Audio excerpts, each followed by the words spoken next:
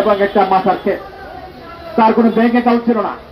তাকে কিছুদিন আগে এই সরকারের একজন উপদেষ্টা বলেছেন যে আমাদের একজন রাষ্ট্রপতি ছিলেন, যিনি মারা যাওয়ার পরে এখন পর্যন্ত কেউ বলতে পারবে না তিনি অসৎ ছিলেন। তিনি ছিলেন অত্যন্ত সৎ এবং দেশপ্রেমিক মানুষ। সেই নেতার ফটোকে তারা পায়ে মিশেছে। আমরা চাই তাদের দৃষ্টান্তমূলক শাস্তি। আমাদের নেতা বাংলাদেশের 20 কোটি মানুষের প্রাণের স্পন্দন, বাংলাদেশের প্রাণ তারেক রহমান, যিনি গত 16 বছর অক্লান্ত পরিশ্রম করে তিলে তিলে বিএনপিকে তথা সারা বাংলাদেশের মানুষকে একত্রিত করেছিলেন। এই স্বৈরাচারী শেখ হাসিনাকে আমরা তার নেতৃত্বে কিন্তু বিতাড়িত করেছি। আমাদের কিছু সন্তান, আমাদের কিছু ছোট ভাই তারা নেতৃত্ব দিয়েছিল। আমরা মানি, আমরা সবাইকে সম্মান করি, কিন্তু উইদাউট বিএনপি এই সংগ্রাম যুক্ত হয়নি। এই সংগ্রামের প্রধান যিনি ভূমিকা পালন করেছিলেন তিনি হলেন আমাদের নেতা বিএনপির ভারপ্রাপ্ত চেয়ারম্যান জনাব তারেক রহমান। তার নেতৃত্বেই কিন্তু 16 বছর এই আন্দোলন হয়েছিল। সেই নেতাকে তারা কটূক্তি করে, সেই নেতার বিরুদ্ধে তারা গালিগালাজ করে, এবং আমাদের এই স্টুডেন্টের কাছ থেকে আমরা এ ধরনের এই গালিগালাজের এই স্লোগান আমরা আশা করি না।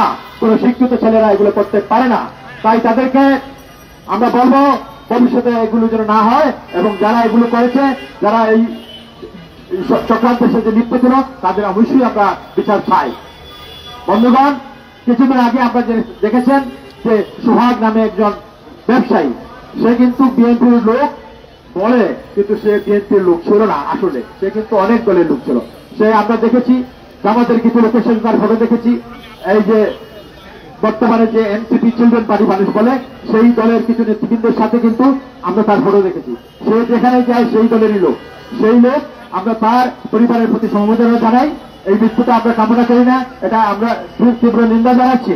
কিন্তু এই ঘটনা কিন্তু একটা চক্রান্ত। আপনারা দেখেছেন এই ঘটনা যখন ঘটে তখন কিন্তু কি হয়েছে, প্রফেশনাল ফটোগ্রাফার ফটো তুলেছিল। এগুলো প্রফেশনাল ফটোগ্রাফার, হাত কাঁপে না। দেখেছেন যে একটা লোক ফুটপাতে বসা ছিল, সে পাহারা দিচ্ছিল লোক যেন না আসে। তো এটা একটা চক্রান্ত। এই চক্রান্তের মাধ্যমে দেশে একটা অশৃঙ্খলা সৃষ্টি করার জন্য এটা করেছিল। কারণ এই চক্রান্তের সাথে যারা লিপ্ত, তারা চায় না বাংলাদেশে একটা নির্বাচন হোক। কিভাবে বাংলাদেশের নির্বাচনকে তারা বিলম্ব করবে?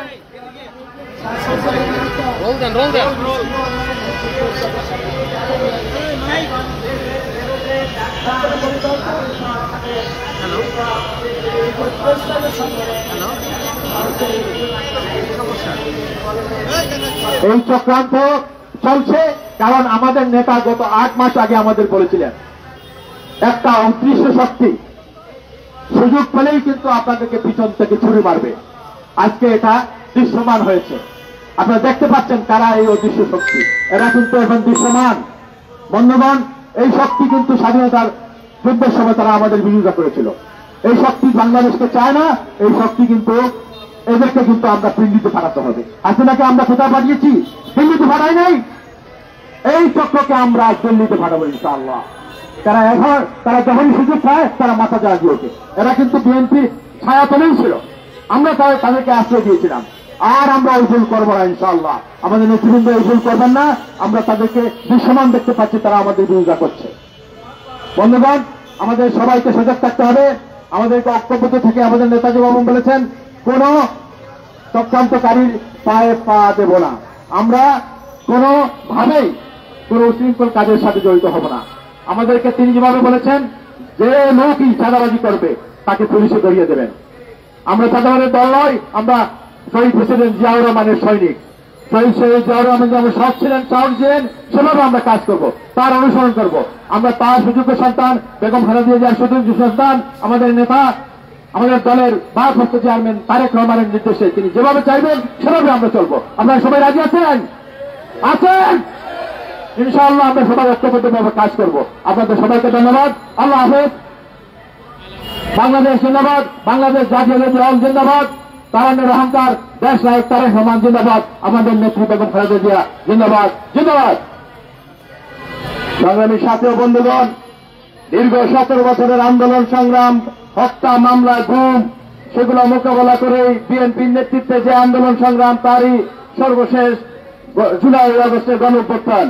আমরা সবসময় বাংলাদেশ জাতীয়তাবাদী দল ঐক্যের কথা বলেছে। গতকাল দেখেছেন গোপালগঞ্জে যখন ওই এনসিপি নেতৃবৃন্দের উপর আক্রমণ হয়, বিএনপি কিন্তু ঢাকা থেকে বিবৃতি দিয়েছে আমাদের নেতৃবৃন্দ সেখানে তাদের সহযোগিতা করার জন্য নেমেছে। তাই আমরা কিন্তু কখনো কারোর সাথে পায়ে পাড়া দিয়ে ঝগড়া করার জন্য বিএনপি নয়, কিন্তু বিএনপি কেউ নীরবতা মানে দুর্বলতা নয়, এইটা আপনারা সবাই মনে রাখবেন। এই পর্যায়ে বক্তব্য নিয়ে আসছেন আজকের এই মানববন্ধনের প্রধান অতিথি। Immigration to Canada. We provide the best quality service and solution for Canada immigration. Please visit our website and contact for details.